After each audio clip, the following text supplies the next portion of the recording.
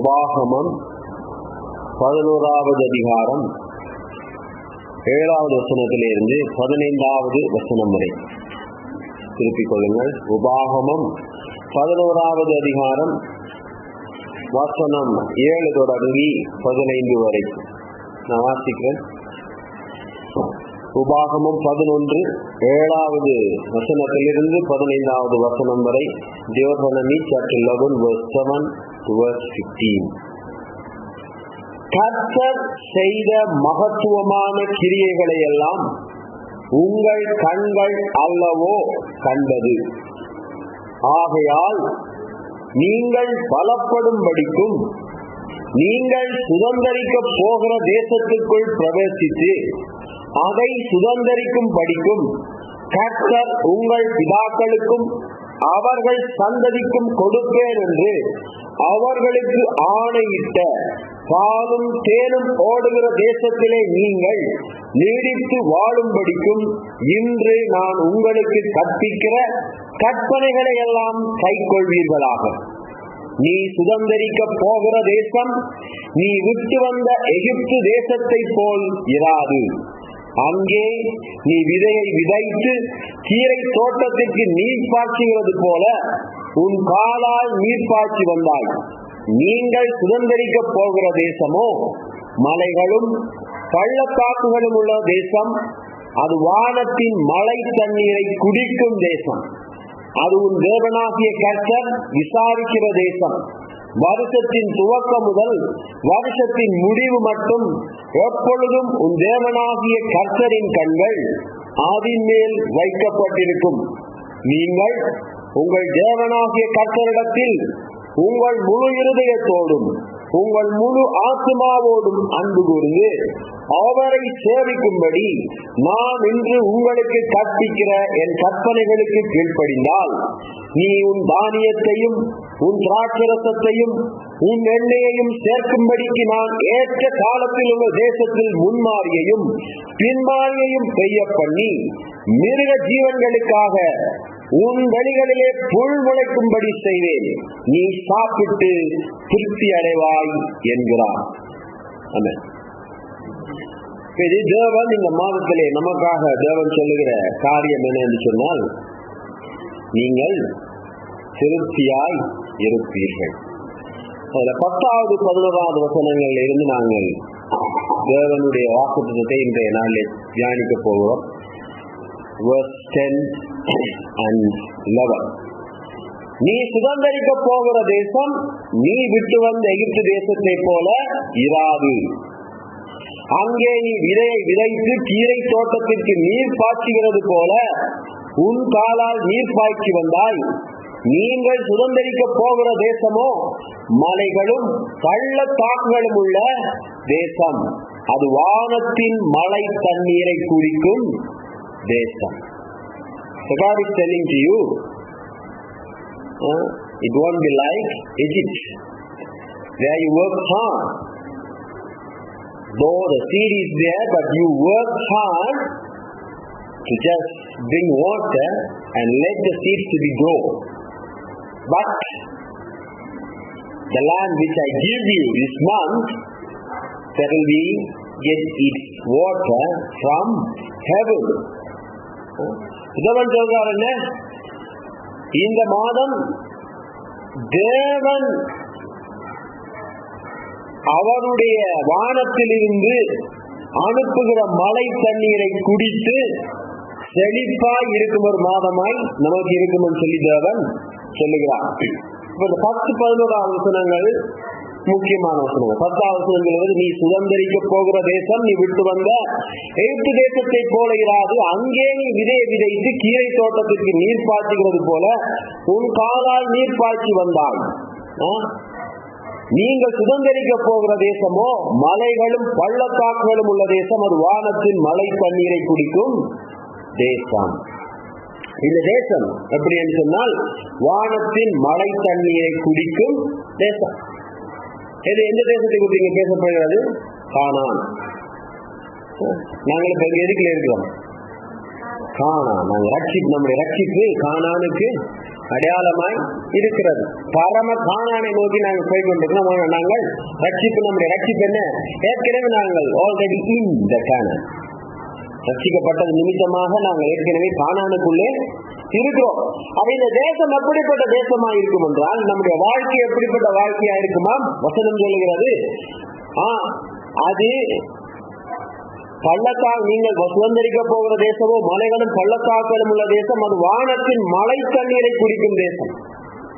அப்ப நாங்கள் சுதந்திரிக்க போகிற தேசம் எப்படிப்பட்ட என்றால், அது வானத்தின் மழை தண்ணீரை குடிக்கிற ஒரு தேசமாக இருக்கும். 10வது வசனத்துல சொல்ற, இது எகிப்தில என்னன்னா, நீங்கள் எகிப்தில இருக்கிற பொழுது என்ன செஞ்சீங்க? எகிப்தில இருந்தவர் எல்லாம் எப்படியா இருந்தார்கள்? அடிமைகளா இருந்தார்கள். எகிப்தில இஸ்ரவேலர்கள் இருக்கிற பொழுது அடிமைகள். எந்தக்கு கானானுக்குள்ள நுழைந்தார்களோ அன்றைக்கு அவர்கள் அடிமைகள் அல்ல. அந்த இருந்தவர்கள் என்ன? சுயாதீனர், சுதந்திரர்கள். சுதந்திரர்கள் மாத்திரமல்ல, கானானுக்கு சொந்தக்காரர்கள். கானான் யாருக்கு சொந்தம்? இஸ்ரவேலர்களுக்கு சொந்தமாயிற்று. அப்ப முதல் அடிமைத்தனத்தில் இருந்தவர்கள் இப்பொழுது சுதந்திரர்களாய் மாறிவிட்டார்கள். ஆசீர்வாத மத்தனைக்கும் சொந்தக்காரர்களாய் மாறிவிட்டார்கள்.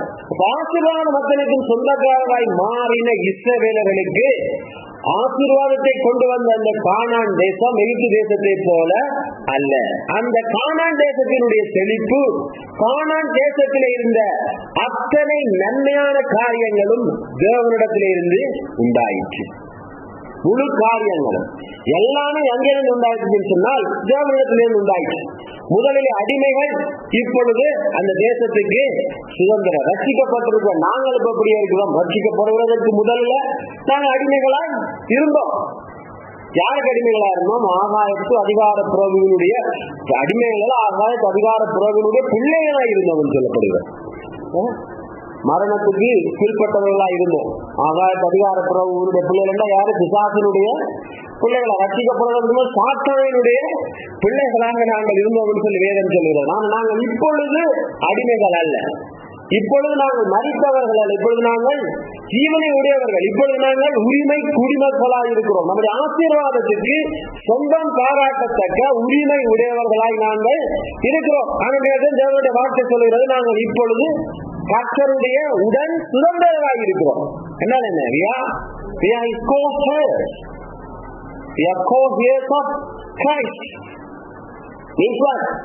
அப்ப நமக்கு தாப்பனா இருக்கிற தேவனுடைய உடன் சுதந்திரராக இருக்கிறோம் சொன்னால், தேவனிடத்தில் இருக்கக்கூடிய அத்தனை நன்மையான ஆசீர்வாதங்களுக்கும் சரிநிகர் பங்காளிகளாக நாங்கள் இருக்கிறோம். இந்தியாவில் இந்த சொல் அதிக பாதிப்பார்கள். அப்படின்னு சொன்னா பங்காளி.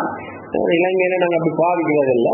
இந்தியாவில எல்லாம் சொல்றது பங்காளி என்று சொல்லி, அது ஒரு உறவு முறை, நெருக்கமான உறவு முறை. பங்காளி என்று அர்த்தம் அவருடைய சொத்துல அவருக்கு எல்லாருமே பங்கு உண்டு. அப்ப நாங்கள் இப்பொழுது எப்படிப்பட்டவர்களா இருக்கோம்? முதல் அடிமைகளா இருந்தோம், இப்பொழுது நாங்கள் அடிமைகள் அல்ல, உரிமை குடிமக்களாய் இருக்கிறோம். கலாத்தியர் 4வது அதிகாரம் 4-7 வசனங்களை பார்ப்போம். கலாத்தியர் 4:4-7. Galatians chapter 4 verse 4-7. கலாத்தியர் 4வது அதிகாரம் 4-7 வசனங்கள்.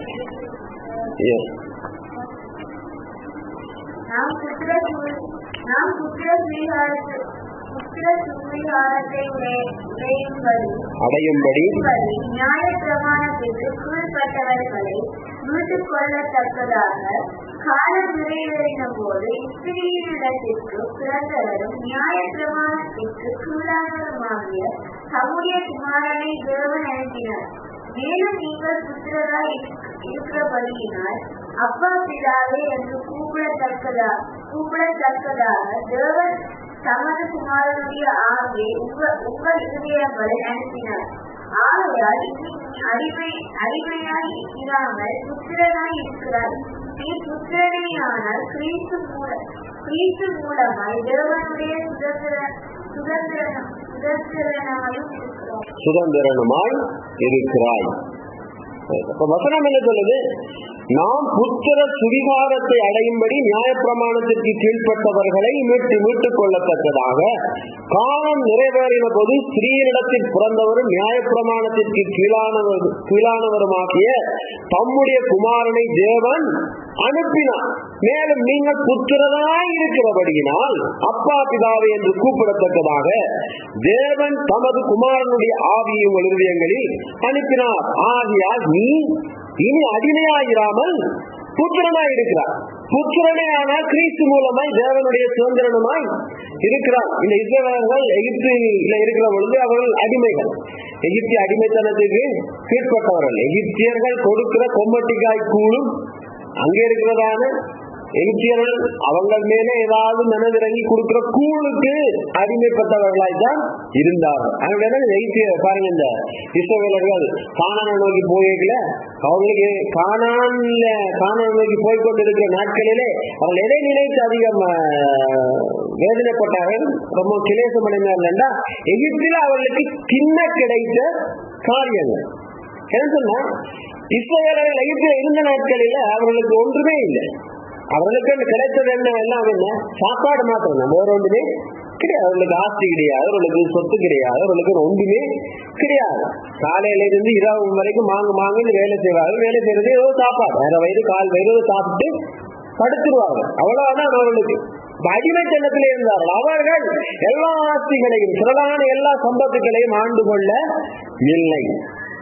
ஆனா நாங்கள் இப்பொழுது எப்படிப்பட்டவர்களாயிருக்கோமா? நாங்கள் அடிமைகள் அல்ல. தேவனுடைய வசனம் என்ன சொல்லுகிறது?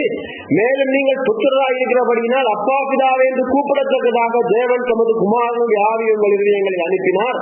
ஆகையால் இனி நீ அடிமையாயிராமல் புத்திரனாய் இருக்கிறாய். நீ புத்திரனே ஆனால் கிறிஸ்து மூலமாய் தேவனுடைய சுதந்திரனுமாய் இருக்கிறாய். தேவனுடைய சுதந்திரனுமாய். யாருடைய Suthanthiran? The highest of God. How it says in English Bible, can you read that one? The verse 7. So you are no longer a slave, but God's child. And since you are His child, God has made you also a child. God has made you also a child. You are God's child. ஆங்கில வேதம் சொல்றது என்ன? You are God's child. யாருடைய பிள்ளைகள்? நாங்கள் கர்த்தருடைய பிள்ளைகள். நாங்கள் கர்த்தருடைய பிள்ளைகளா இருக்கு. அப்படின்னால He made us as a child. அதனால என்ன? அவருடைய பங்காளிகளால், அவருடைய காரியங்கள் எல்லாவற்றிலுமே உரிமை உடையவர்களால், அவருக்கு உண்டானவைகள் எல்லாவற்றுக்கும் உரிமை உடையவர்களாய் நாங்கள் இருக்கிறோம். எகிப்தியில இருந்த பொழுது இஸ்ரவேலர்களுக்கு உரித்தன்னு சொல்லி ஒன்றுமே கிடையாது. எப்பில இருந்த நாட்களிலே இஸ்ரவேலர்களுக்கு என்ன இருந்துச்சு? உரிமை என்று ஒன்றுமே இல்லை, ஒரு உரிமையும் கிடையாது. ஆனால் கானான் தேசத்துக்குள்ள வந்ததற்கு பிற்பாடு கானான் தேசம் முழுமையுமே யாருக்கு சொந்தம்? இஸ்ரவேலர்களுக்கு. இந்த கானான் தேசம் பாலும் தேனும் பொழிகிறதான தேசம். தேவன் சொல்ற வேதத்தில் பாலும் தேனும் பொழிகிறதான ஒரு தேசம். அந்த தேசத்துல இருந்த அத்தனையுமே என்ன? நன்மை, நலமானதுதான், நன்மைதான். நன்மையை தவிர வேற ஒன்றுமே இருக்கவே இல்லை. கானான்ல எந்த கெட்டதுமே இருக்கல, எல்லா நன்மைகளுமே இருந்தது. அப்ப நன்மைகள் எல்லாவற்றுக்கும் சொந்தக்காரராய், நன்மைகள் எல்லாவற்றையும் ஆண்டு கொள்கிற மனுஷர்களால் மாற்றப்பட்டார்கள். நாங்களும் இயேசு கிறிஸ்து அறிகிறதுக்கு முதலில் எப்படிப்பட்டவர்களா இருந்தோம்? நாங்கள் அடிமைகளாய் இருந்தோம். மரித்தவர்களா இருந்தோம். எதுக்கு அடிமை? பாவத்துக்கு அடிமையா இருந்தோம். பிசாசு ஆனபடினால மரணம் நம்மை ஆண்டு கொண்டது. மரணம் நம்மை ஆண்டு கொண்டபடினால நாங்கள் மரித்தவர்களா இருந்தோம். நாங்கள் மரித்தவர்களா இருந்தபடியால், மரித்தவர்கள் யாருடைய பிள்ளைகளா இருந்தோம்? மரித்தவர்களா இருந்தபடியால் பிசாசினுடைய பிள்ளைகளா இருந்தோம். நாங்கள் இப்ப மரித்தவர்கள் அல்ல, ஜீவனை உடையவர்கள். ஜீவனுடையவர்கள் மாத்திரமல்ல, தேவனுடைய பிள்ளைகளா இருக்கிறோம். கர்த்தருடைய பிள்ளைகளா இருக்கிறோம். கர்த்தருடைய உடன் சுதந்திரமாய் இருக்கிறோம். அப்ப கர்த்தருடைய பிள்ளை, கர்த்தருடைய சுதந்திரம் ஆயிட்டேன்னு சொன்னா அது மேலான காரியம் என்ன? கர்த்தருடைய சுதந்திரமாக நாங்கள் மாறிட்டோம்னு சொன்னா என்ன அர்த்தம்? அது ஒரு மேலான ஒரு நிலைமை. அப்ப கர்த்தருடைய பிள்ளை ஆயிட்டேன்னு சொன்னா, கர்த்தருடைய பிள்ளையாயிட்டா ரொம்ப நல்லது. இலகுவா நம்ம பார்க்கக்கூடியது இந்த இளையகுமாரன், பெற்ற குமாரனுடைய உவமையில நாங்க பார்க்கலாம். அது நல்ல ஒரு காரியம். அந்த கெட்ட குமாரன் என்ன செஞ்சான்? அவனும் தாப்பனுக்கு பிள்ளையாதான் அவனு செஞ்சான். ஆஸ்திகளை எல்லாத்தையும் பிரித்து கொண்டு அதுல பங்கு கேட்டுட்டு அவன் என்ன செஞ்சான்? போயிட்டான். போய் எல்லாத்தையும் உதாரணமாக செலவு செஞ்சு சாப்பிடறதுக்கே வழியே இல்லை. கண்டி மேய்க்கிற ஒருத்தனுடைய ஒருத்தனுடைய பண்ணையில ஒரு வேலையாளாய் சேர்ந்து கொண்டான். என்ன அர்த்தம்? அந்த பண்டி மேய்க்கிறவனுக்கு இவன் ஒரு வேலையாள், அடிமை. அங்க அவன் சாப்பிடறதுக்கு பண்டிக்கு கொடுக்கிற தவிட்ட கூட அந்த வேலையாள் இவனுக்கு கொடுக்கவே இல்லை.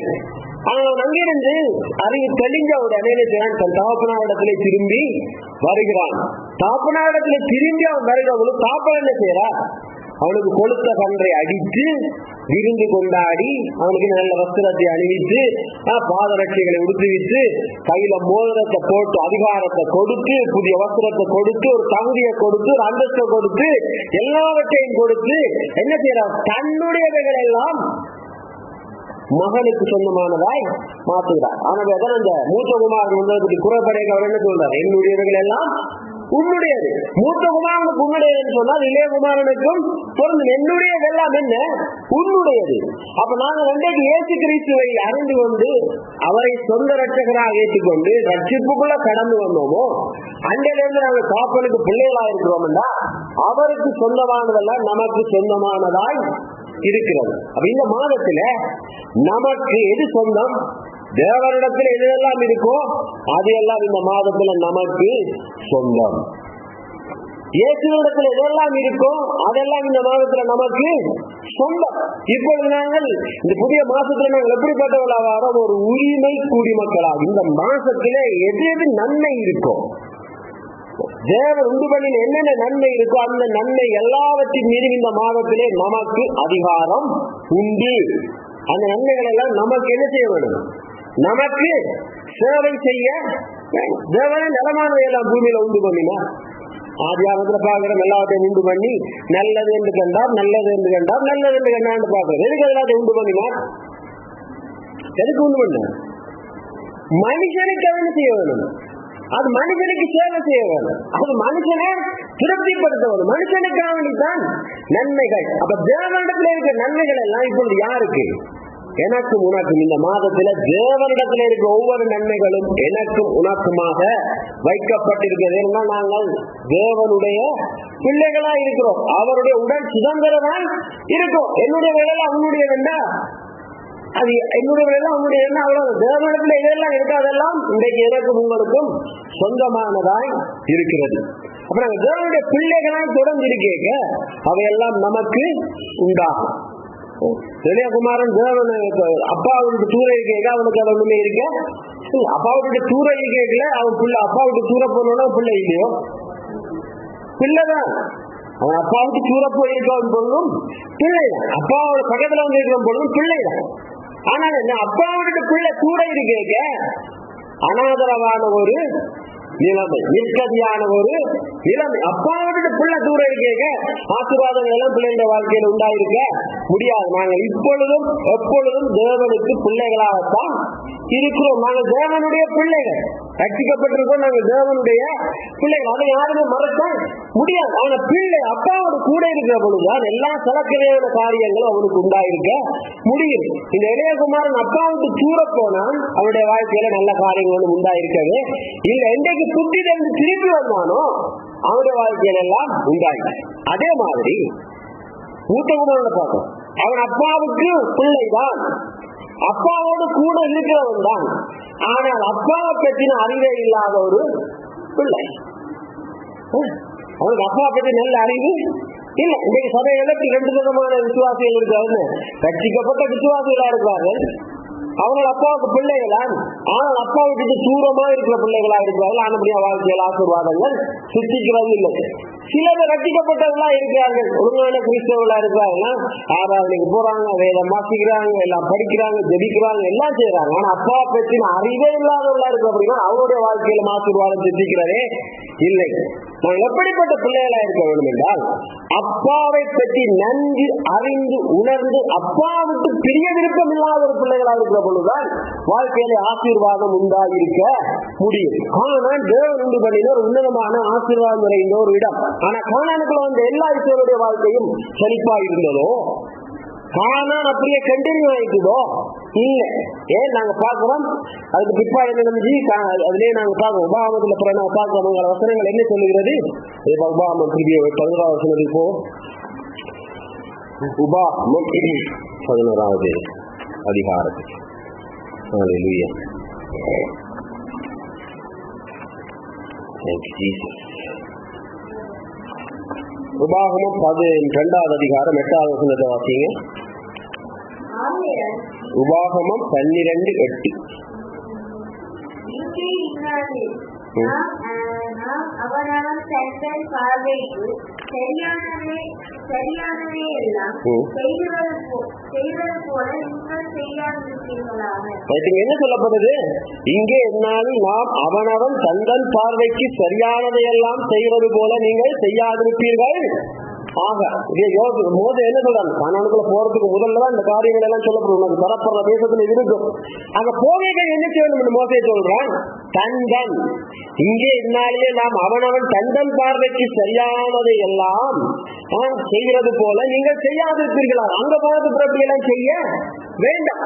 நாங்க பார்க்க நியாயாதிபதிகள், இதே நியாயாதிபதிகள் 21வது அதிகாரம் 25வது வசனத்தை வாசிங்க. நியாயாதிபதிகள் 21-25.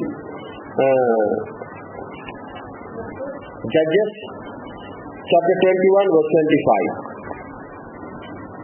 நியாயாதிபதிகள் 21வது அதிகாரம் 25வது வசனத்தை வாசிங்க.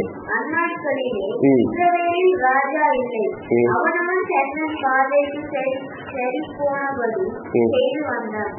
என்ன சொல்லப்படுகிறது? அந்நாட்களில் இஸ்ரவேலில் ராஜா இல்லை, அவனவன் தந்தன் பார்வைக்கு சரி போனபடி செய்து. மோசே சொல்றார், உனக்கு கானானுக்குள்ள நீங்க போங்க, போக இங்க நீங்க அவங்களுடைய இஷ்டத்தின்படி செய்த மாதிரி அங்க போய் அவங்களுடைய இஷ்டத்தின்படி செய்ய வேண்டாம். அங்க போய் எந்த இஷ்டத்தின்படி செய்யுங்க? தேவனுடைய இஷ்டத்தின்படி செய்யுங்க. உன்னுடைய சித்தத்தின்படி செய்ய அது தேவனுடைய சித்தம். உங்களுடைய சித்தமே செய்யாதுன்னா what it means? Do not do that by your own wish. Just do that everything by according to our Lord's wish, our God's wish. ஆனா இந்த நியாயாதிபதிகள் என்ன சொல்லப்பட்டது? அவன் தன் பார்வைக்கு சரி போனபடி எல்லாருமே செய்து வந்தார்களாம். அதுக்கு பிறகு நாங்கள் ரூத்தின் புத்தகத்துல பார்க்கிறோம். அங்க என்ன நடந்துச்சு? முதலாவது வசனம் என்ன சொல்லுவாங்க? இந்த தொடர்ச்சியாவார் அடுத்த புத்தகத்துல முதலாவது வசனம் எழுகிறது, நியாயாதிபதிகள் நியாயம் விசாரித்து வரும் நாட்களே தேசத்திலே பஞ்சம் உண்டாயிற்று. அப்பொழுது யூதாவில் உள்ள பெத்லெகேம் ஊரானாகிய ஒரு மனுஷன் தன் மனைவியோடும் 2 குமாரோடும் கூட மோவாப் தேசத்திலே போய் சஞ்சரித்தான். தேவன் உண்டு பண்ணின ஆசீர்வாதம் உள்ள ஒரு தேசத்துல பஞ்சம் உண்டாயிட்டுதான்.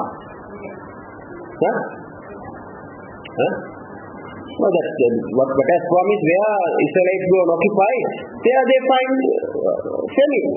Why?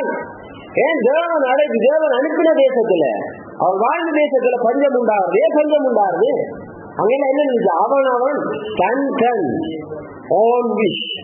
அப்ப ஒவ்வொரு மனிதனும் நாங்கள் இன்றைக்கு ஒவ்வொருத்தருமே ஆண்டவரால் அழைக்கப்பட்டு ரட்சிக்கப்பட்டு அவருடைய பிள்ளைகளாகத்தான் இருக்கிறோம். பல கிறிஸ்தவருடைய வாழ்க்கையில இன்னும் பஞ்சம் இருக்கு. ஏன் பஞ்சம் இருக்குன்னு சொன்னா அவனோட தன் இஷ்டத்தின்படியே நடக்கிறது. தேவனுடைய இஷ்டத்தின்படி நடக்காது போனால் அந்த இடத்துல ஆசீர்வாதம் இருக்க முடியாது. எப்படி வேணாலும் செய்யலாம், எப்படிப்பட்ட காரியங்கள் செய்யலாம். வெளியகுமாரன் தன் இஷ்டப்படியே செய்தார். அவர் தன் இஷ்டப்படியே செய்த நாட்கள் எல்லாம் நல்லாத்தான் இருந்துச்சு. இல்லையே கையில இருந்த காசு எல்லாத்தையும் ஊரார்த்தனமா செலவழிக்க ரொம்ப சந்தோஷமா இருந்துச்சு. ஆனால் ஒரு நாள் அது மறைந்து போகும். என்னுடைய இஷ்டத்தின்படி நான் காரியங்கள் செய்கிற பொழுது என் மனுஷனுடைய பலம் குறுகினது, மனுஷனுடைய பலம் குறுகினது, மனுஷனுடைய அறிவு குறுகினது, மனுஷனுடைய சிந்தை குறுகினது, மனுஷனுடைய எண்ணங்கள் குறுகினது. அதனால்தான் வேதம் சொல்ல மனுஷனுக்கு சுவையாய் தோன்றும் வழிகள் உண்டு, ஆனால் அவன் முடிவோ மரணம்.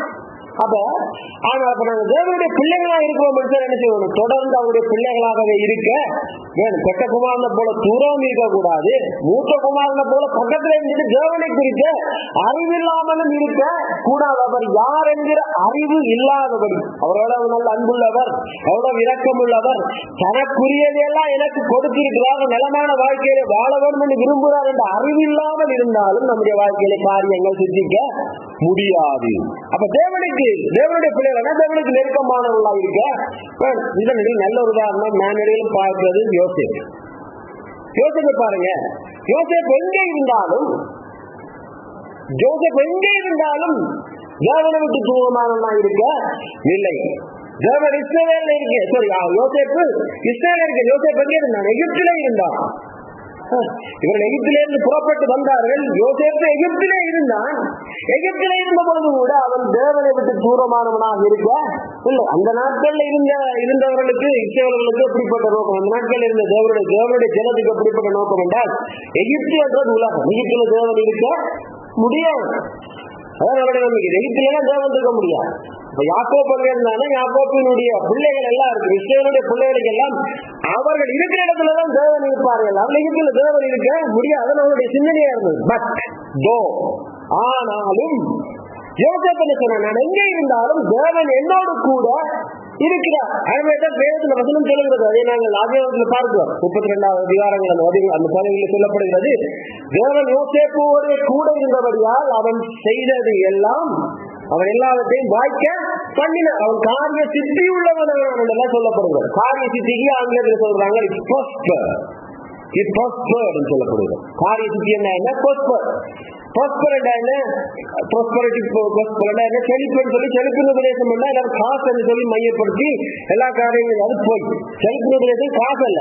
செழிப்பின் உபதேசம் என்ன? வெற்றியின் உபதேசம். செழிப்பா என்ன? வெற்றி. தேவன் யாரோட கூட இருக்கிறாரோ அவனுக்கு எல்லாவற்றிலுமே வெற்றி உண்டு. அப்ப தேவனுடைய பிள்ளை என்று சொன்னால் நானும் நீங்களும் தேவனுடைய பிள்ளையா இருக்கிறோம். தேவனோடு கூட இருக்கிறவங்க நம்முடைய வாழ்க்கையில் உண்டாக முடியும், வெற்றி உண்டாக முடியும். அப்படின்னா மாதம் எந்த மாதம்? வெற்றியின் மாதம். நாங்கள் இயேசுவோடு கூட இருக்கிறபடியால் இந்த மாதம் வெற்றியின் மாதம். யோசேப்போடு தேவன் கூட இருந்தார், அவன் எல்லாவற்றிலும் காரிய சித்தி உள்ளவனாய் மாறினான். யோசேப்போடு தேவன் கூட இருந்தார். அதுக்கு காரணம் தேவன் தான் யோசேப்பை பிடித்துக் கொண்டிருந்தார்கள். யோசேப்பு தேவனை பற்றி பிடித்துக் கொண்டு இருந்தான். தேவனுக்கு விரோதமாக நான் பாவம் செய்கிறது எப்படி? அப்படின்னு அர்த்தம். யோசேப்பு தேவனை விட்டு விலக. நேற்று நாங்கள் சனிக்கிழமை நாங்கள் இங்க தியானித்தோம். என்ன இயேசுவில நிலைத்திருத்தல் சொன்னால் என்ன அர்த்தம்? நிலைத்திருத்தல் சொல்றது மியூச்சுவல் ரிலேஷன்ஷிப். அதான் கொஞ்சுக்கும் தண்ணிக்கும் உள்ள அடையாளம். கொஞ்சம் தண்ணிக்குள்ள போயிட்டா நடக்குது, தண்ணிக்குள்ள கொஞ்சம் இருக்கு, கொஞ்சுக்குள்ளையும் தண்ணி இருக்கிறது. அப்ப தேவனுடைய பிள்ளையாக நான் இருக்கிறேன் என்று சொன்னால் என்ன அர்த்தம்? நான் தேவனோடு நெருங்கி இருக்கிற போது தேவன் என்னோடு கூட இருக்கிறார். இங்க நாங்கள் ஆதியாகத்துல பார்க்கல, யோசேப்போடு தேவன் கூட இருந்தார் என்று சொல்லப்படுகிறது. தேவன் மாத்திரம் கூட இருக்கல, யோசேப்பனுடைய வார்த்தை எப்படி இருக்கு? என் தேவனுக்கு விரோதமாக நான் பாவம் செய்யறது அப்படின்னு சொன்ன அவனும் தேவனை விட்டு விலகவே இல்லை. அப்படிப்பட்ட ஒரு உதவிக்கு நடக்கிறது காரிய சித்தி. இந்த மாதம் நானும் நீயும் ஆண்டவராக இயேசுவை விட்டு பிரியாமல் அவருடனே கூட இருக்கிறோம். அதிலே நாங்கள் தொடர்ந்து நினைத்திருக்கிறதுனால நமக்கு இந்த மாதம் முழுவதிலுமே காரிய சித்தி உள்ள மாதமாய் இருக்கும். கையிட்டு செய்கிறது எல்லாம் வாய்க்கும். எதெல்லாம் நாங்கள் கையிட்டு செய்கிறோமோ அது எல்லாவற்றிலும் நமக்கு வெற்றி உண்டாகும். இந்த மாதம் வெற்றியின் மாதமாய் இருக்கிறது. அப்ப நாங்க கடந்து வந்துட்டோம். எதுக்கு கடந்து வந்திருக்கிறோம்? கானானுக்குள்ளே இருக்கும். அப்ப இங்க நாங்க எப்படிப்பட்டவர்களா இருக்கிறோம்? முதலாவது உரிமை குடிமக்களாய் இருக்கிறோம், தேவனுடைய சுதந்திரராய் இருக்கிறோம், தேவனுடைய பிள்ளைகளாய் இருக்கிறோம். அவருக்கு உண்டானவற்றிலே எல்லாம் நமக்கும் பங்கு உண்டு என்றால் சரி பங்குன்னு சொன்ன பங்கு. கொஞ்சத்துக்கு முன்னாடி சாக்லேட் எல்லாரும் பிரிச்சு சாப்பிட்டீங்க, அது என்ன பங்கு? என்ன நடந்துச்சு? சாக்லேட்ல எவனாவது சாப்பிடாமட்டீங்களா? அதுல பிரிச்சாக்கல யாரோ ஒருத்தர் சாக்லேட் சாப்பிடாமட்டீங்களோ? எல்லாருமே சாப்பிட்டீங்க. அப்ப பங்குன்னு சொன்னால என்ன? எல்லாவற்றிலும் தேவனிடத்தில் இருக்கிற நன்மைகள் எல்லாவற்றிலும் நமக்கு பங்கு உண்டு. இந்த மாதத்திலே தேவன் உண்டு பண்ணி வைத்திருக்கிற அத்தனை நன்மைகளிலும் நமக்கு பங்கு உண்டு. தேவனுடைய வார்த்தை சொல்லுகிறது, நான் சொல்லல, தேவனுடைய வார்த்தை சொல்லுகிறது. எப்படி சொல்றது? அவருக்குள்ள நாங்கள் அவருடைய பிள்ளைகளால் மாற்றப்பட்டிருக்கிறபடியால் அவை எல்லாம் நமக்கு உண்டு. இது எப்படி நடந்துச்சு? இது நாங்க கொஞ்சம் பார்ப்போம் எப்படி இது நடந்துச்சு, நமக்குள்ள எப்படி இது கொஞ்சம் நடந்தது. இது வெறுமனே நாங்கள் வாக்குத்தத்த செய்தியா மாத்திரமில்ல, சத்தியங்களை கொஞ்சம் ஆழமா கற்றுக்கொள்ற ஒரு காரியமா இருக்கும். கொஞ்சம் எபேசியர் 1வது அதிகாரம் 4-6 வசனங்களுக்கு திருப்புவோம். எபேசியர் 1வது அதிகாரம் 4-6. சில இதை சொல்லேக்கல ரொம்ப சந்தோஷமா இருக்கும், மகான் உணர்ச்சி வசப்படுற மாதிரி இருக்கும். உணர்ச்சி வசப்படுறதெல்லாம் பிரயோசனம் இல்லை. சத்தியம் தெரிஞ்சுன்னு சொன்னா உணர்ச்சி வசப்பட தேவையில்லை. அதை நாங்கள் விசுவாசமாய் நம்புறோம், உறுதியாக நம்ப முடியும். அதற்காக இந்த வசனங்களை நாங்கள் பார்த்துக் கொள்வோம். எபேசியர் 1வது அதிகாரம் 4-6 வசனங்கள்.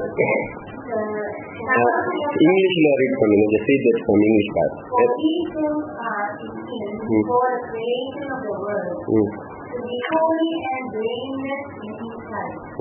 In love, he produced in us for adoption to sonship through Jesus Christ in accordance with his scripture and will, to the praise of his glorious grace, which he has freely given us in the one he loves. அப்ப எங்க வசனம் என்ன சொல்லுகிறது? தமக்கு முன்பாக நாம் அன்பில் பரிசுத்தம் உள்ளவர்களும் குற்றமில்லாதவர்களுமாயிருப்பதற்கு அவர் உலக தோற்றத்துக்கு முன்னமே கிறிஸ்துவுக்குள் நம்மை தெரிந்து கொண்டபடியே பிரியமானவருக்குள் தாம் நமக்கு தந்தரலின தம்முடைய கிருபையின் மகிமைக்கு புகழ்ச்சியாக தம்முடைய தயவுள்ள சித்தத்தின்படியே நம்மை இயேசு கிறிஸ்து மூலமாய் தமக்கு சுரிகார புத்திரராகும்படி முன்குறித்து இருக்கிறார். அப்ப இந்த உலக தோற்றத்துக்கு முதலிலேயே என்ன செஞ்சிருக்கார் தேவன்? கிறிஸ்துவுக்குள்ளே, யாருக்குள்ள? கிறிஸ்துவுக்குள்ளே நம்மை முன்குறித்து இருக்கிறார். கிறிஸ்துவுக்குள்ளே நம்மை முன்குறித்து இருக்கிறார். முன்பு தெரிந்து கொண்டபடியே கிறிஸ்துவுக்குள். அப்ப நானும் நீங்களும் இப்ப பிள்ளைகளா இருக்கிறோம்டா எப்படி இண்டிபெண்டன்டாவா? நான் பிள்ளைகளா இருக்கிறோம்னு சொன்னா ஒருத்தர் தனித்தனியா பிள்ளைகளா இருக்கு இல்ல, எல்லாம் யாருக்குள்ள இருக்கிறோம்? கிறிஸ்துவுக்குள்ள. நம்ம இரட்சகராக இயேசு கிறிஸ்து தேவனுடைய ஒரே குமாரன். அந்த ஒரே பேரானவருக்குள்ளே நாங்கள் இருக்கிறோம். உலக தோற்றத்துக்கு முன்னமே தேவன் நம்மை அப்படியாக முன்குறித்து வைத்து இருக்கிறார், அவருக்குள்ளே இருக்கும்படிக்காக. அப்ப நாங்க பார்த்த முதல்ல என்னுடையதெல்லாம் உங்களுடையது தேவன் சொல்றார். அப்படி என்றால் அவருக்குள்ளே இருக்கிறேன். இன்னைக்கு தேவனுக்குரியதெல்லாம் யாருக்குரியதா இருக்கிறது? பிதா, குமாரன், பரிசுத்த ஆவியானவர் 3 பிரித்துவத்துல 3 பேருக்குமே பங்கு உண்டு. பிதாவிட்ட இருக்கிறது கிறிஸ்துவிட்ட, இயேசுட்ட இல்ல, பிதாவிட்ட இருக்கிறது பரிசுத்த ஆவியானவர்கிட்ட இல்லைன்னு யாருமே சொல்ல முடியாது. 3 பேரிடத்திலும் காரியங்கள் உண்டு. அதே போல இப்ப நான் கிறிஸ்துவுக்குள்ளே இருக்கிறேன், கிறிஸ்துவுக்குள்ளே இருக்கிறேன். அப்ப தேவனிடத்துல உண்டானதெல்லாம் எனக்கு உண்டான் இருக்கிறது. இதான் இந்த உண்மை. நான் ரட்சிக்கப்பட்டதுனால எங்க இருக்கிறேன்? ரட்சிக்கப்பட்டதுனால நான் கிறிஸ்துவுக்குள்ளே இருக்கிறேன். முதல்ல எபேசியர்ல நான் காட்டினேன். முதல்ல நாங்க பார்த்தோம் எபேசியர், இதுலயே நாங்க பார்ப்போம். எபேசியர் 2வது அதிகாரத்துல பார்ப்போம். 2வது அதிகாரம் 1வது வசனம் 2வது வசனத்தை வாசிங்க. அக்கிரமங்களினாலும் பாவங்களினாலும் நடிக்கிறவர்களாயிருந்து உங்களை உயிர்ப்பித்தார். அவைகளில் நீங்கள் முற்காலத்திலே இவ்வுலக வழக்கத்திற்கு ஏற்றபடியாகவும் கீழ்ப்படியாமையின் பிள்ளைகளிடத்தில் இப்பொழுது செய்யும் செய்த ஆகாயத்து அதிகார பிரபுவாகிய ரட்சிக்கப்படுறதுக்கு முதல் நாங்கள் யாருடைய கீழ்ப்படியாமையின் பிள்ளைகளைப் போல ஆகாயத்து அதிகார பிரபுவாகிய அந்த பிசாசானவருடைய அதிகாரத்துக்கு கீழ்பட்டவர்களா நாங்க முந்தி இருந்தோம். அப்ப முந்தி கிறிஸ்துக்குள்ள இல்ல, கிறிஸ்துக்கு வெளியால இருந்தோம். கிறிஸ்துக்கு வெளியால இருக்க நமக்கு எது சொந்தமா இருந்துச்சு? பிசாசானவனுக்கு எது சொந்தம்? பிசாசுக்கு நல்லது ஏதாவது சொந்தம் இருக்கா? இல்ல. பிசாசுக்கு எல்லாம் மரணம் தான். பிசாசுக்கு எது சொந்தம் இருக்கு? தோல்வி, வியாதி, கண்ணீர், கவலை, பயம், அதைரியம், சந்தேகம், குழப்பம், நிர்கதி, இதெல்லாம் அதான் அவனுக்கு அதான் சொந்தமா இருக்கு. அவன்கிட்ட வேற எதுவுமே சொந்தம் இல்ல. அவனுடைய பொருள் சனிக்கிழமை நாங்க சொன்னோம் என்ன, முந்தைய எல்லாருமே இஸ்ரவேலர்கள் தெரிந்து கொள்ளப்பட்ட ஜனங்கள் கனி கொடுத்தாங்க. கனி கொடுக்காம இருக்கவே இல்ல. கனி கொடுத்தாங்க. எப்படிப்பட்ட கனி? நல்ல கனி இல்ல. ஏனது தனக்கு தானே கொடுத்த கனி, கெட்ட கனி. அப்ப கிறிஸ்துவுக்குள்ள வராமல் இருக்க கவனத்திலும் கனிகள் உண்டாகும் இல்லைன்னு சொல்லி, அது நல்ல கனி அல்ல. இப்ப பிசாசானவனுக்கு கீழ்பட்டிருக்கிற பொழுது அவரிடத்துல உண்டாகிற கனிகள் என்ன? கனிகள் எல்லாம் வழியால வருதானால என்ன கனி? ஆசீர்வாதம் இல்லாத கனி. வியாதி ஒரு நல்ல கனியா? சரித்திரம் ஒரு நல்ல கனியா? தோல்வி ஒரு நல்ல கனியா? ஒண்ணுமே இல்லை. இன்னைக்கு நாங்க பாக்குறோம் உலகத்துல ஆண்டவரா இயேசு கிறிஸ்து அறியாமல் இயேசு கிறிஸ்து சொந்த இரட்சகராக கொண்டிராத இடத்திலும் கனிகள் உண்டு. அவங்க எப்படிப்பட்ட கனிகள்? சிலவன் ஆஸ்திகள் உடையவர்களா இருப்பாங்க, காசு உடையவனா இருப்பாங்க, வியாதி. ஆனால் தேவனுடைய பிள்ளைகளா இருக்கிறவங்களுக்கு பாருங்க, என்ன குறைவுகள் இருந்தாலும் அவர்கள் தாழ்ச்சி அடைகிறது இல்லை. கர்த்தரன் நேச்சுரா இருக்கிறார், அவர்கள் தாழ்ச்சி அடைகிறது இல்லை. தேவனுடைய பிள்ளைகளா இருக்க கிறிஸ்தவர்களுக்கு வியாதி வர்றது இல்லைன்னு சொல்லல. வியாதி வருது, ஆனா வியாதி அவர்களை ஆண்டு கொள்கிறது இல்லை. தேவனுடைய பிள்ளைகளுக்கு சில நேரத்தில் சில தோல்விகள் மாறியான சில காரியங்கள் வருகிறது, ஆனால் தோல்விய வாழ்க்கையா இருக்கிறது இல்லை. தடைகளை எல்லாம் அவர்கள் தாண்டி ஜெயிக்கிறவர்களா இருக்கிறார்கள். எது அவர்களை பயமுறுத்துகிறது? இல்லை, தேவனை அறியாதவர்களுக்கு நிறைய பயம். வியாதியை கண்டா பயம், வாழ்க்கை யோசிச்சா பயம், எல்லாத்தையும் யோசிச்சாலும் பயம். ஆனால் தேவனுடைய பிள்ளைகளா இருக்கிறவர்களுக்கு எதுவுமே பயம் இல்லை. பயம் அவர்களை ஆட்கொள்ளுகிறது இல்லை. அதிகாரத்துறவனுடைய பிள்ளைகளா முந்தின நாட்கள்ல நாங்கள் இருந்த பொழுது நமக்கு இருந்த வாழ்க்கையும் இப்பொழுது நமக்கு இருக்கிற வாழ்க்கையும் ரொம்பவுமே வித்தியாசம். இதுதான் நடந்தாலும் எதுவும் நம்மை மேற்கொள்கிறதில்லை. ஏனென்றால் நாங்கள் கிறிஸ்துவுக்குள்ளே முற்றிலும் ஜெயம் கொள்ளுகிறவர்களா இருக்கிறோமே. சொல்லுது, முற்றிலும் ஜெயம் கொள்ளுகிறவர்களா இருக்கிறோம். நமக்கு போராட்டங்கள் இல்லை, பிரச்சனைகள் இல்லை, கஷ்டங்கள் இல்லை என்று வேதம் சொல்லவில்லை. இருக்கு, but it cannot make over. ஆனால் இந்த பிரச்சனைகள், இந்த கஷ்டங்கள், இந்த சவால்கள் எங்களை ஒன்றும் செய்ய முடியாது. அப்போ தலையடிக்க சொன்னா அப்பமா சொன்னா நிறைய யோசனைகள் நான் மெடிடேட் செய்திக்காக ப்ரிப்பேர் பண்ணிட்டு கீழே இறங்கி வர நிறைய சோதனை போல இருக்கேன். பிசாசே எனக்கு எனக்கு விளையாட்டு பிசாசு சொல்ற காரியம் எது என்ன யோசனை? நமக்கு எந்த யோசனையும் இருக்கா? முடியாது. நான் யோசிக்கிறேன், நான் பயப்படவே இல்லை, உங்களுக்கு கவலைப்படுறதே இல்லை. நான் எப்படிப்பட்ட சூழ்நிலை இருந்தாலும் நாங்கள் அசைக்கப்படுகிறது இல்லை. ஏன்னா நமக்கு ஒரு நிச்சயம் உண்டு. என்ன? எனக்கு நன்மை உண்டுன்றது நிச்சயம், எனக்கு வெற்றி உண்டுங்கிறது நிச்சயம், எனக்கு ஜெயம் உண்டுங்கிறது நிச்சயம். நான் தாழ்ச்சி அடைய போவதில்லை என்றது நிச்சயம். ஏனென்றா சூழ்நிலை எப்படி இருக்கின்றதுக்கு என்ன பிரச்சனை இல்லை. நான் யாருக்குள்ள இருக்கிறேன் என்றதான் முக்கியம். நான் யாருக்குள்ள இருக்கிறேன்? கிறிஸ்துவுக்குள்ளே இருக்கிறேன். உலக தோற்றத்துக்கு முன்னே தேவன் நம்மை தீர்மானித்து முன்குறித்து வைத்து விட்டார். எப்படி நடக்குது? அதான் தேவனுடையதெல்லாம் என்னுடையதா எப்படி மாறுகிறது? இந்த ரகசியம் என்ன? நான் கிறிஸ்துவை ஏற்றுக்கொண்டவுடனே அவருக்குள்ளே அவர் மூலமாக தேவன் பண்ணின திட்டத்தின்படியே காரியங்களை நடந்தேறிவிட்ட ஒரு மனுஷனாக நான் இப்ப இருக்கிறேன். ரட்சிக்கப்பட்ட ஒவ்வொரு கிறிஸ்தவரும் கிறிஸ்துவுக்குள்ளே இருக்கலாம். அப்ப கிறிஸ்துவுக்குள்ளே இருக்கிற பொழுது என்ன? அவருடையதெல்லாம் என்னுடைய எல்லாம் யாருக்குள்ள இருக்கு? இதெல்லாம் யாருக்குள்ள இருக்கு? எங்க இருக்கிறதெல்லாம் கிறிஸ்துக்குள்ளே இருக்கும். தொடர்ந்து பாருங்க, எபேசியர் 2 வசனம் மட்டும் நான் வாசிக்கிறேன். அவர்களுக்குள்ளே நாம் எல்லாரும் முற்காலத்திலே நமது மாம்சத்தின்படியே நடந்து நமது மாம்சமும் மனசும் விரும்பினவைகளை செய்து சுபாவத்தினாலே மற்றவர்களைப் போல கோபாக்கினையின் பிள்ளைகளாயிருந்தோம். தேவனோ இரக்கத்தில் ஐஸ்வர்யம் உள்ளவராய் நம்மில் அன்பு கூர்ந்த தம்முடைய மிகுந்த அன்பினாலே அக்கிரமங்களில் மறித்தவர்களாயிருந்த நம்மை கிறிஸ்துவனுடைய கூட உயர்ப்பித்தார். கிருபையினால் ரட்சிக்கப்பட்டீர்கள், கிறிஸ்து இயேசுவுக்குள் அவர் நம்மிடத்தில் வைத்த தயவினாலே நம்முடைய கிருபையின் தம்முடைய கிருபையின் மகா மேன்மையான ஐஸ்வர்யத்தை வருங்காலங்களில் விளங்க செய்வதற்காக கிறிஸ்து இயேசுவுக்குள் நம்மை அவரோடே கூட ஒழுப்பி உன்னதங்களில் அவரோடே கூட உட்காரவும் செய்தார். எழுப்பி அவரோடு கூட உட்கார செய்தார். நாங்கள் இப்ப எங்க இருக்கிறோம்? கிறிஸ்துவோடு கூட இருக்கிறோம். அப்ப அவருடையதெல்லாம் என்னுடையது. இப்ப முந்தின மறித்து போயிருந்தேன், இப்ப நான் உயிர் தெரிந்திருக்கிறேன். உயிர் தெரிந்தவன் மாத்திரம் இல்லை, உயிர் தெரிந்த ஏன் செல்ல உட்கார்ந்து இருக்கிறார், அவரோடு கூட நானும் உட்கார்ந்து இருக்கிறேன். என்ன மாம்ச பிரகாரமா இல்லை. இது சொல்லப்படுவது நான் செத்து வீட்டு நான் ஒரு நாள் சாகவே இல்லை, இவ்வளவு நாள் நான் சாகவே இல்லை. மாம்ச பிரகாரமா நான் மறுக்கிறேன். இது மறுத்து விட்டேன்னு சொல்றது எத்தனை ஞாயிற்றுக்கிழமை பிரசங்கத்தை நீங்க தெளிவா கேட்டீங்க. போனீங்க அதை கொடுத்தா பிரசங்கிட்டாரு. என்ன எதை மறித்து? ஆவி மறித்து விட்டு இருக்கு. அப்ப நான் எங்கே இருக்கிறேன்? கிறிஸ்துவோடு கூட இருக்கிறேன். அந்த கிறிஸ்துவுக்குள்ளே இருக்கிறேன். அப்ப இதான் அப்படி சத்தியங்களை தியானிக்கிறோம். எப்படி நடக்குதுன்றதனுடைய ரகசியம் இதுதான். ஆனா கானானுக்குள்ள இருந்தவனோட வாழ்க்கை தவறி போனதுக்கு காரணம் என்ன? கானானுக்குள்ள இருந்தவன் தன் இஷ்டப்படியே செய்ய ஆரம்பித்தான். அவன் கானானுக்குள்ள இருந்தான், தேவனுக்குள்ள இருக்கேன். கானானுக்குள்ள இருக்கிறது முக்கியம் இல்லை, தேவனுக்குள்ள இருக்கிறதான் முக்கியம். கானானுக்குள்ள இருந்தார்கள், ஆனால் கானானாகவே இருக்கிறேன் என்றால் அவர்கள் தேவனுக்குள்ள இருக்காமல் போறது. நாங்கள் இன்னைக்கு கானான் பரம கானான் என்கிற ஆசீர்வாதத்துக்குள்ள இருக்கிறோம் என்று அழைக்கப்பட்டிருக்கிறோம் என்று அறிந்திருக்கிறோம். சில நேரங்கள்ல சில போதனைகளும் சில உபதேசங்களும் உங்களை என்ன செய்யுது? கானானுக்குள்ள இருக்க நம்ம வைக்கிறது, ஆனால் தேவனுக்குள்ள இருக்க நம்மை வைக்கிறது இல்லை. ஆனவருடைய மனுஷனுடைய வாழ்க்கை ஆசீர்வாதமா இருக்கிறது இல்லை. பல சபைகளில் சத்தியங்கள் போதிக்கப்பட்டாலும் சொல்லப்பட்டாலுமே வாழ்க்கை ஆசீர்வாதம் இருக்கிறது என்றால் கானானுக்குள்ள இருக்கிறதை பற்றிய போதனைகள் பிரயோஜனப்படாது.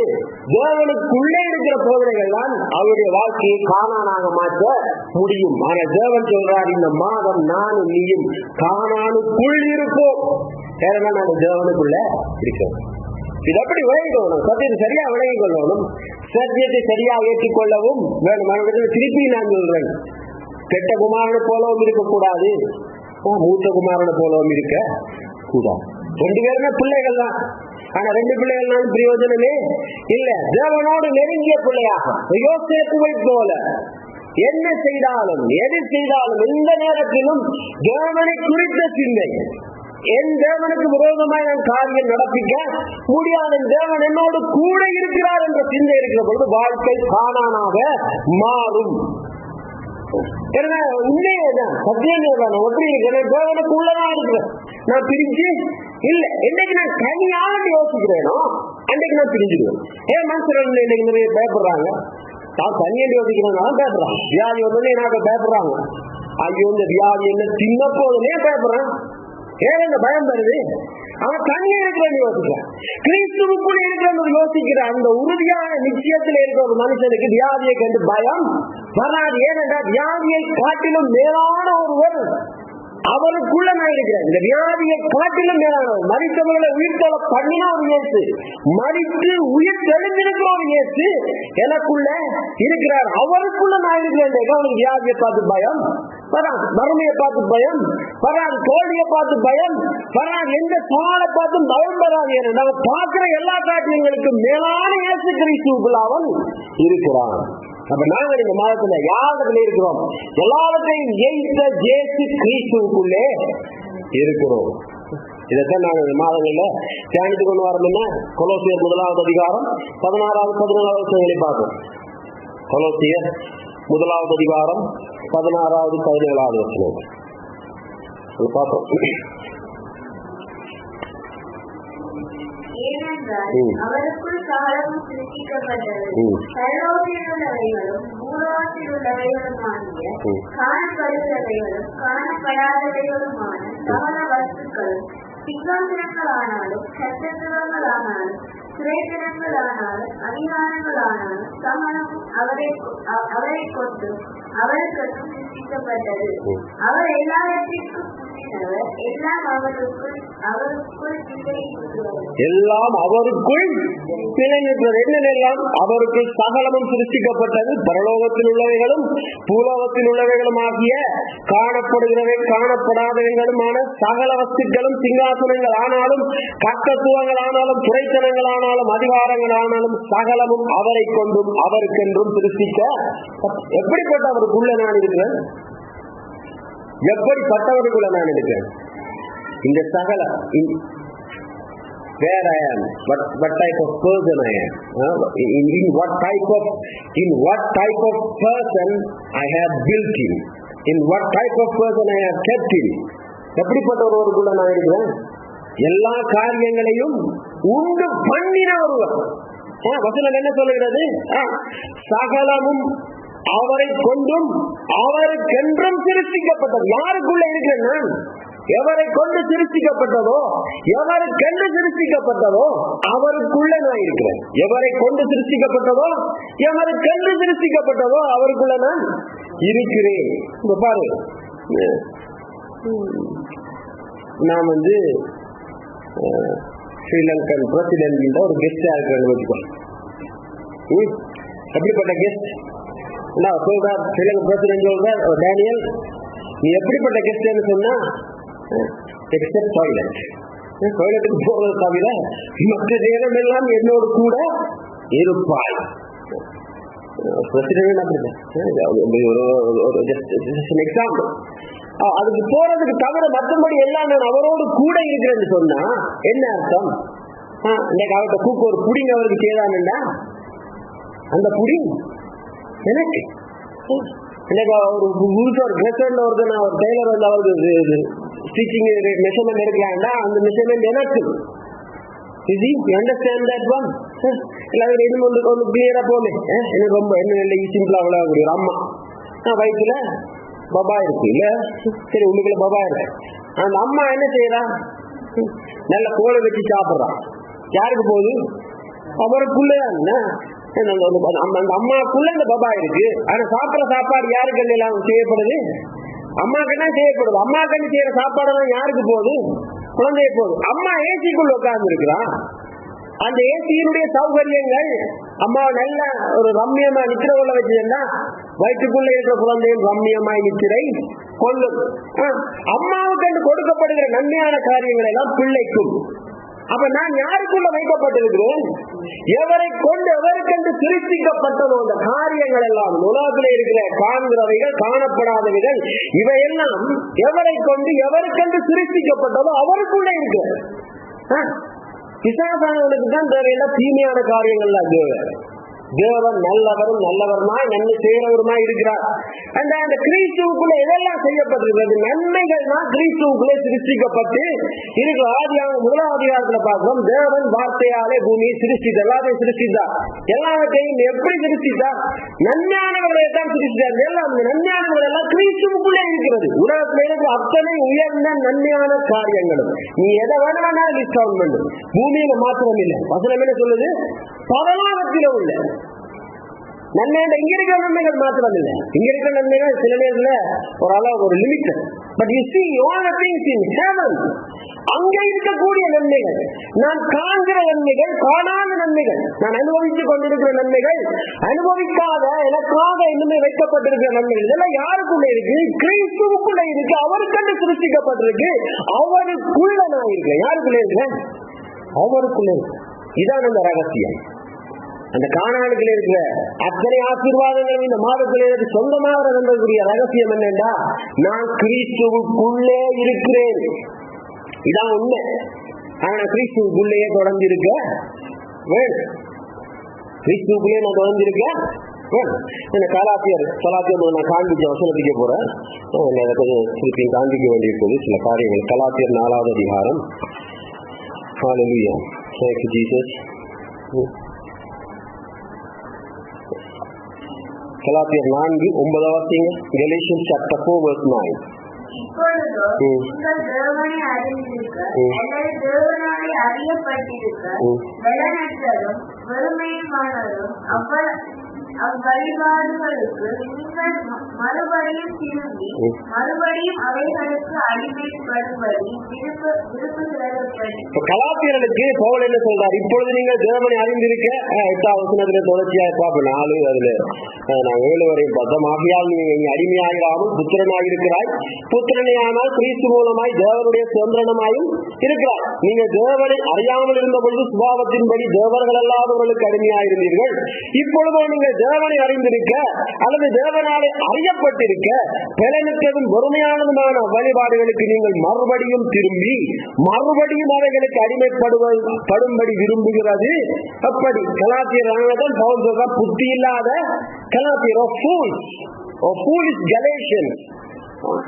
முட்டாளன்னு சொல்றது யாருமே விரும்ப மாட்டாங்க. Foolish Galatians. சில புலியான உபதேசங்கள் சொல்லிடுறாங்க. அப்படின்னா ரட்சிக்கப்பட்ட நீதிமானாயிட்ட உங்க நீதிமான யாருமே மாற்ற முடியாது. நீ நீதிமான அதை யாரும் கெடுக்க முடியாது. அப்படி எல்லாமே முடிஞ்சிட்டு நீ கண்டு வட்டவரட்டி சென்றல என்ற உபதேசங்கள் எல்லாம் இந்த உலகத்துல இருக்கு. அது போல் பவுல் என்ன சொல்றாரு? நீ பிள்ளையா இருக்கிற, நீ பிள்ளையா இருந்துட்டு திரும்பியும் மறுபடியும் போவதற்கு நீ திரும்புகிறது. அப்படி இன்னைக்கு பல கிறிஸ்தவ வாழ்க்கையில ரட்சிக்கப்பட்டதா பிள்ளைகளா இருக்கிறார்கள். ஆனால் அப்படி பிள்ளைகளாகவே இருக்கிறது இல்லை. அவங்க வேற எங்கேயோ எல்லாம் திசை திரும்புறாங்க. உலக வழிபாடு சொல்லப்படுறது நாட்களை பார்க்கிறார்கள், மாதம் பார்க்குறீங்க, சவனம் பார்க்குறீங்க, இதெல்லாம் தவறு என்று சொல்லப்படுறது. அது எந்த அளவுக்கு உண்மையோ, நாள் பார்க்கறது, சவனம் பார்க்கறது, சாஸ்திரம் பார்க்கறது எவ்வளவுக்கு தவறு என்கிறது உண்மையோ அதே அளவுக்கு தவறு மனுஷ பிரகாரமாய் நான் சில நன்மையான சில காரியங்களுக்கு, நன்மைன்னு சொல்ல மாட்டேன், என்னுடைய மனுஷ சிந்தையின்படி நான் சில மேலான காரியங்களுக்கு முக்கியத்துவம் கொடுக்கிறதும் அதுக்கு ஈக்குவல் தான். நான் சவனம் பார்க்கறதும் சரி, சவனம் பார்க்கறத எல்லாம் எல்லாருமே சொல்லுவாங்க, எல்லாருக்கும் சொல்லுவாங்க சாதகம் பார்க்க கூடாது. ஆனா சாதி பார்க்கறதும் சகுனம் பார்க்கிறது என்கிறது எந்த அளவுக்கு தவறோ சாதி பார்க்கிறதும் தவறுதான். என்ன செய்யறேன்? சகுனத்துக்கு கொடுக்குறாரு அதே அளவு முக்கியத்துவத்தை சாதிக்கு நான் கொடுக்குறேன், சாதிக்கு கொடுக்குறேன். சாதி பார்க்கறது தவறு. அப்ப அப்படி சாதி பார்க்கறவங்க எப்படிப்பட்டவனா இருக்கு? தேவனுடைய பிள்ளையாக இருக்க முடியாது. அதை விட்டு ஜம்ப் பண்ணி வேற எங்கேயோ போறவனா இருக்கிறேன். சின்னத்துல வேதத்தின் வசனங்களை எல்லாரும் உபதேசம் பண்ண வசதிக்கேற்ற ஒரு உபதேசம் பண்ணி விட்டு அவருடைய ஆழமான உண்மையை பார்க்கணும். எது நான் சகுனங்கள் பார்க்கறது தேவனை காட்டில மேலான ஒன்றுக்கு முக்கியத்துவம் கொடுக்கிறார். நீ முக்கியத்துவம் கொடுத்தான் தேவனுடைய பிள்ளையா இருக்க முடியாது. அங்க என்ன நடந்துச்சு? கானான்ல இஸ்ரவேல் என்ன செஞ்சா? கண்டன் இஷ்டப்படி என்ன தேவனுடைய தேவனுடைய பிரையாரிட்டி லிஸ்ட் அல்ல. they have your own priority list. நீங்க கிறிஸ்தவர்கள் கிறிஸ்துவை உபதேசம் பண்ணுகிறவர்கள் கிறிஸ்தவ சபைகளில கிறிஸ்துவனுடைய பிரையாரிட்டி லிஸ்ட் இருக்கிறீங்க. அவருடைய பிரையாரிட்டி லிஸ்ட் நீங்க ஒர்க் பண்ணுங்க. அஜெண்டா போட்டா யார் யார் இதெல்லாம் செய்யறது.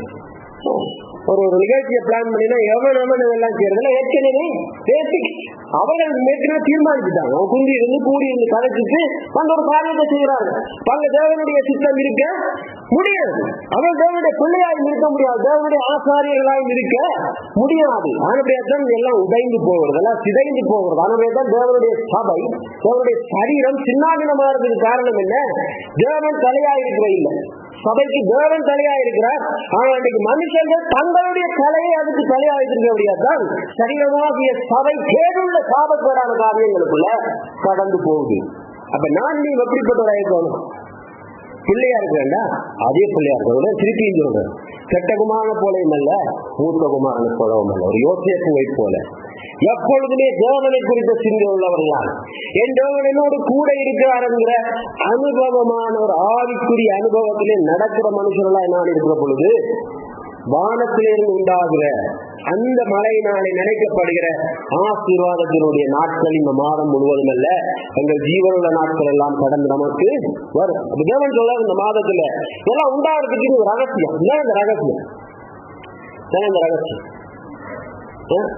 அவருக்குள்ள நான் இருக்கிற பொழுது இதுதான் அந்த ரகசியம். வசனத்தினை காண்பிக்க விரும்புகிறேன். சகரியா 2வது அதிகாரம் 8வது வசனம். சகாரியா chapter 2 verse 8. சகரியா 2வது அதிகாரம் 8வது வசனத்தை வாசிங்க.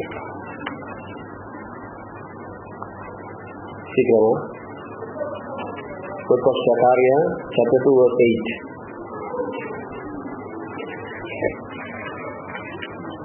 வாசிக்கவா? சகரியா 2வது அதிகாரம் 8வது வசனம். பிற்பாடு மகிமை உண்டாகும் என்று சேனைகளின் கர்த்தர் சொல்லுகிறார், உங்களை கொள்ளையிட்ட ஜாதிகளிடத்துக்கு என்னை அனுப்பினார், உங்களை தொடுகிறவன் அவருடைய கண்மணியை தொடுகிறான். இதோ நான் என் கை அவர்களுக்கு விரோதமாக அசைப்பேன், அதனால் அவர்கள் தங்கள் அடிமைகளுக்கு கொள்ளையாவார்கள். அப்பொழுது சேனைகளின் கர்த்தர் என்னை அனுப்பினார் என்று அறிவீர்கள். என்ன சொல்றது? முக்கியமான ஒரு வசனம் என்ன சொல்லுது? உங்களை தொடுகிறவன் அவருடைய கண்மணியை தொடுகிறான். சகாரியால பல உடன்படிக்கை காலத்தில் உங்களை தொடுகிறவன் என்னுடைய கண்மணியை தொடுகிறான். தேவன் தெரிந்து கொள்ளப்பட்ட அந்த ஜனத்துக்கு தேவன் யாராவது ஒன்று செய்ய அவர் என்ன சொல்றாரு? உங்களை தொடுகிறது. உதாரணத்தை பாருங்க, 2 உதாரணம். எப்படி உங்களை தொடுகிறவர் somebody touch you. என்ன வெளியாக இருக்க உன்னை தொடைக்க அவனின் கண்மணியை தொடுகிறாங்க. I felt like that they disturb me. If they disturb you, I felt like they disturb me. இது பல உடன்படிக்கையில வெளியால் இருந்தோம். நாங்க வெளியால் இருக்கிறவர்களை பாதுகாப்பு சொன்ன வெளியால் இருக்க உள்ள தொடைக்க அதனுடைய கண்மணியை தொடுகிறது போல இருக்கிறது. பல உடன்படிக்கையில நம்ம ஒரு புள்ளை இருக்கிறோம். நாங்க எதை தியானிக்கிறோம்னா ஒரு புள்ளை இருக்கிறோம். எப்படி நடக்கிறோன்ற பாக்கிறோம். எப்படி நடக்குது? கிறிஸ்துவுக்குள்ள இருக்கும். ஆனா எனக்கு நன்மையெல்லாம் உண்டாகும். அதன் தொடர்ச்சியாக தான் நான் காண்பிக்கிறேன். பல உடன்படிக்கையில எப்படி? பல உடன்படிக்கையில யாருமே கிறிஸ்துவுக்குள்ள இருக்க இல்லை. எல்லாருமே கிறிஸ்துக்கு வெளியே இருந்தார். தெரிந்து கொள்ளப்பட்ட இஸ்ரவேலர்கள் கிறிஸ்துவுக்குள்ள இருக்கிற வெளியாக இருந்தார்கள். வெளியாக இருக்கிற பொழுதே ஒருவன் அவரை தொடுகிற பொழுது தன்னுடைய கண்மணியை தொடுகிற மாதிரி இருக்க சொல்லி தேவன் சொல்றார். ஆனா புதிய உடன்படிக்கையில உள்ள பார்ப்போம். அப்போஸ்தலர் நடவடிக்கைகள் 9வது அதிகாரம் 4வது வசனம். Acts chapter 9 verse 4. ஆனா இங்க புதிய உடன்படிக்கையில தேவன் எப்படி சொல்றாரு பாருங்க. அப்போஸ்தலர் 9:4. அவன் சிறையிலே விழுந்தார். அப்பொழுது சவுலை சவுலை நீ ஏன் துன்பப்படுத்துகிறாய் என்று தன்னுடனே சொல்லுகிற ஒரு சத்தத்தை கேட்டார். அதற்கு அவன், ஆண்டவரே நீர் யார் என்றார். அதற்கு கர்த்தர், நீ துன்பப்படுத்துகிற இயேசு நானே.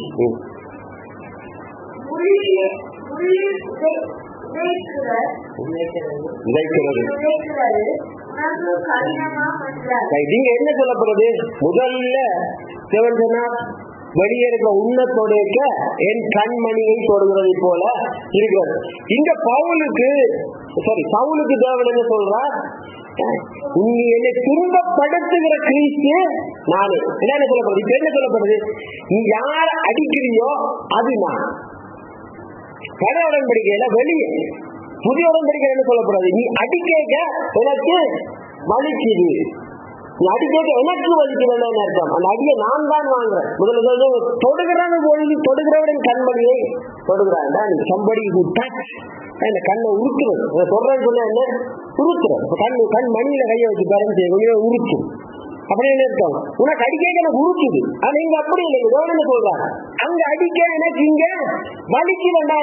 என்ன சொல்றாரு? இப்ப புதிய உடன்படிக்கையில அவருக்குள்ள இருக்கிற எனக்கு யாராவது தீங்கு செய்கிற பொழுது அது தேவனுக்கே செய்கிற மாதிரியாக இருக்கு.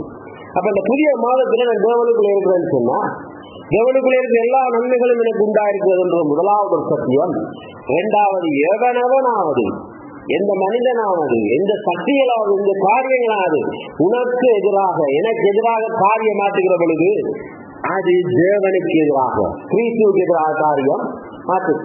கிறிஸ்துவுக்கு எதிராக காரியம் மாற்றினா என்ன நடக்கும்? புதிய உடன்படிக்கையில பார்க்கிறோம், கிறிஸ்துவனுடைய சபைக்கு எதிராக காரியங்கள் ஆற்றின பொழுது சபை பலன்கள். யோசேப்புக்கு எதிராக காரியங்கள் ஆற்றின பொழுது என்ன நடந்துச்சு? யோசேப்புக்கு எதிராக எல்லாம் செய்யலாம். தமிழ்நாட்டில் ஞாயிற்றுக்கிழமை விட்டு சனியை பிழைச்சி விடுவோம்டான். கட்டி அடிமையா விட்டு பிழைப்போம்டான். அடிச்சு கலை எங்களோட இருக்க கூடாது. இந்த சனியை நமக்கு இருந்தா நமக்கு ஆபத்து. இது இருக்கிறதுனால என்ன செய்யுது? அவங்க எங்களுக்கு வர வேண்டியது எல்லாத்தையும் இது திருடி கொண்டு போகும். இதுக்கு எல்லாம் போகுது. நல்ல நாயக்கெல்லாம் கலைச்சி விட்டாங்க. என்ன இருந்துச்சு?